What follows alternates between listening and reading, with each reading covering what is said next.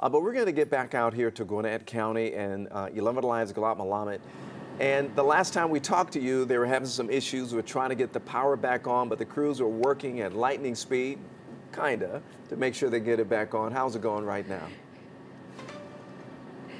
Yeah, you know, they're working as quickly as they can, of course, but it's a process. We've been here for about 2 hours. This is on Five Forks Trickham Road, and people who live here tell me the power is back on. I'm looking through, you know, some of the apartments here, and it does seem like there are some lights on, but crews did have to go back up in the cherry picker bucket. They were down a little bit earlier. Now they're back up. So, of course, you know, there's probably some loose ends that they're working to tie up. It's not just, you know, as easy as flicking the lights back on, so to say. So they're working here, but the power is back. You could see kind of on the power lines some of the ice that is accumulating. It's a little bit easier to see where they're not working. So of course that's the reason why we're seeing a lot of these outages is due to this ice. I did just speak to the chief communications officer for the city to learn more about the outages and how widespread they are. She tells me that they have more than 2,000 electric customers who have been out at one time without power. There are currently about 143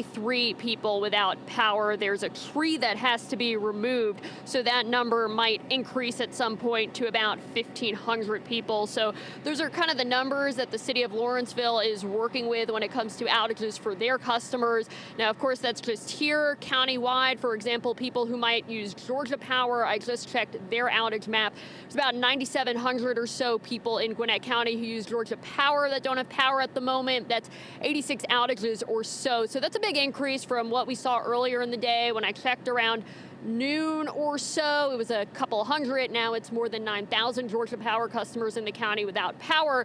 But that is a small slice, relatively so, for the county as a whole, because Georgia Power has about 174,000 customers. So that's just a sense of what's happening here.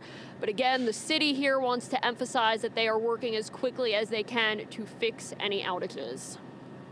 All right, Gilat, thank you so much. And we know, we can see from Gilat that it's getting darker out there. Sunset is almost finished out there. And so we know that may impact what we see as well. And also the experience of anybody who doesn't have power.